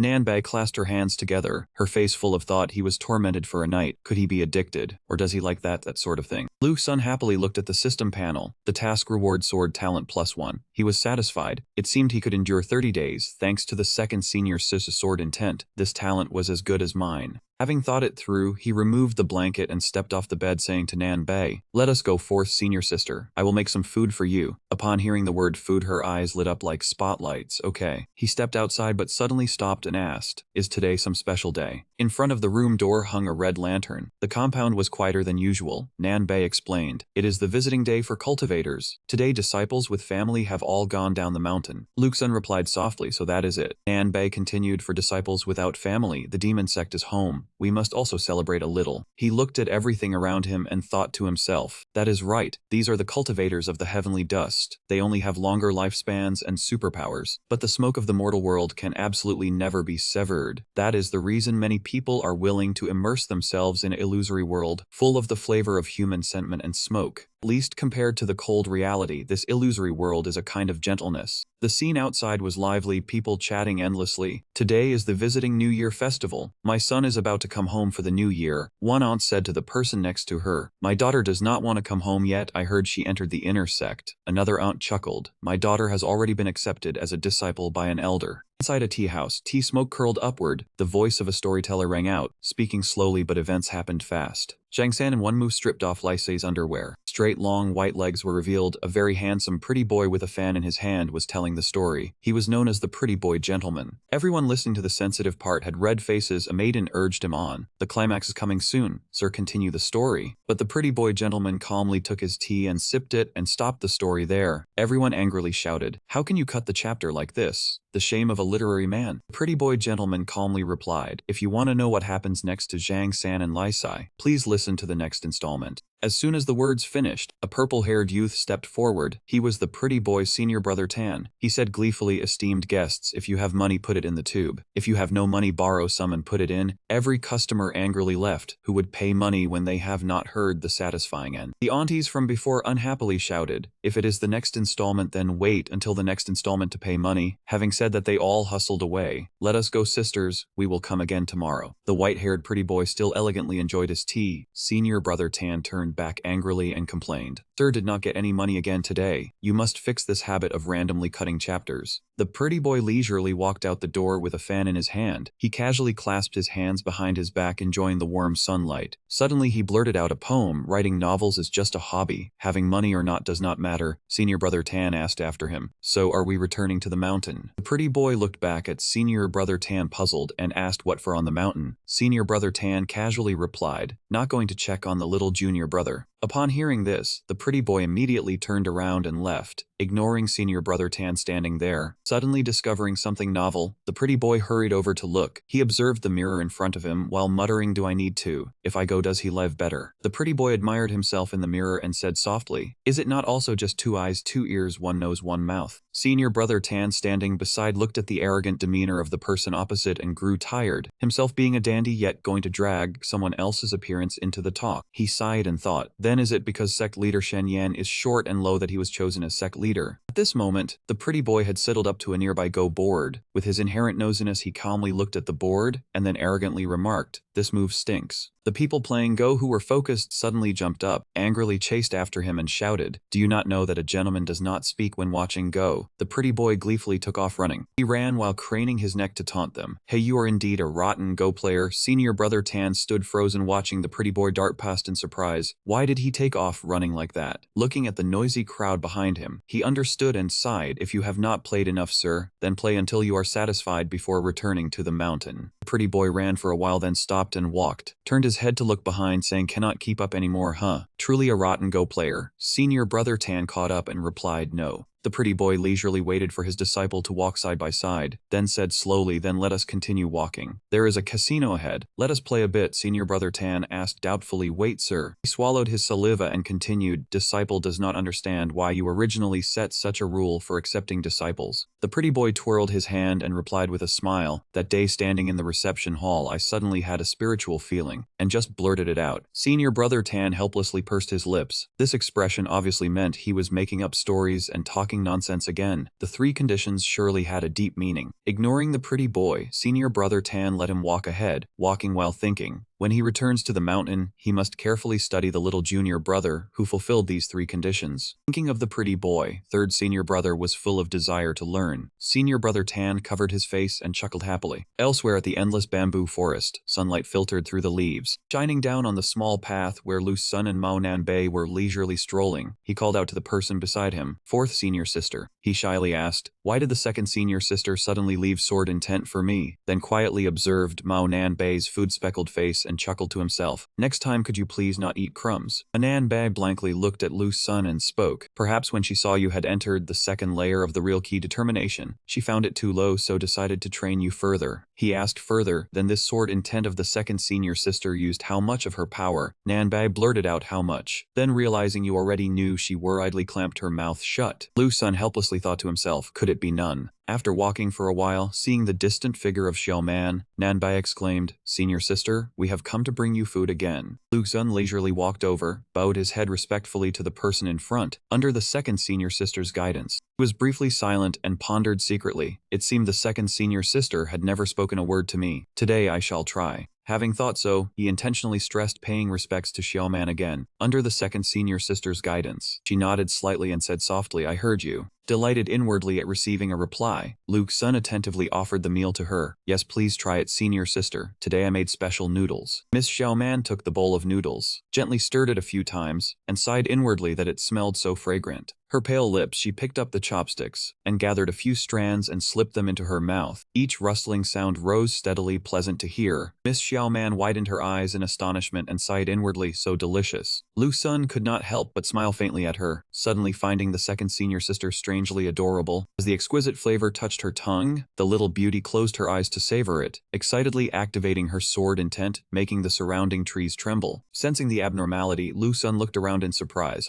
Sword intent. His gaze suddenly shifted to the opposite direction. On the flowing hair of senior sister Xiaoman, a long sword briefly appeared. Lu Sun was stunned, wondering if it was a hairpin or a sword. Lu Sun stared fixedly at Xiaoman's back, thinking that the Tianchen World Online previously only unlocked up to level 60. Back then, no one had seen the 2nd senior sister take action, so just how strong was she? Lu Sun felt a little embarrassed, losing sleep over a single hairpin used as a sword, even soaking his bedsheet several times. Dreamed of a day not far off, wondering what the second senior sister would look like in real life when she took off her hairpin and let her hair flow. Setting aside those fanciful thoughts, reality dealt Lu Sun a painful blow. He climbed the stairs while panting heavily. Phew, fourth senior sister, slow down, I can barely go on. He stopped, breathing heavily. Perhaps climbing had reached Lu Sun's limit. He held his stomach and groaned, I cannot go on. Nanbei turned around in amusement and said, can't handle this already. You men always say you can't do it. She looked directly into Lu Sun's eyes and teased, you can't walk after just a moment. Lu Sun blushed in embarrassment. Does she even know what she is saying? Nanbei playfully stuck out her tongue, nya nya nya. Then with a teasing tone, I'm going to sleep now. And with that she ran off. Karma came swiftly. Too busy teasing Lu Sun, Nanbei ran headlong without looking ahead, bumping straight into someone's back. She cried out in pain, ouch. That person slowly turned around, and recognizing the one before him, he bowed his head in greeting. Greetings to the two uncle masters. Seeing the other party was kind, Nanbei grew bold, raised her hand and shouted, you blind dwarf, if you block my way again, I will bite you. She hugged her face in embarrassment and looked away. Seeing the cultivator did not care, she was shamed into anger, raised her voice and scolded, forget you. Next time I really will bite.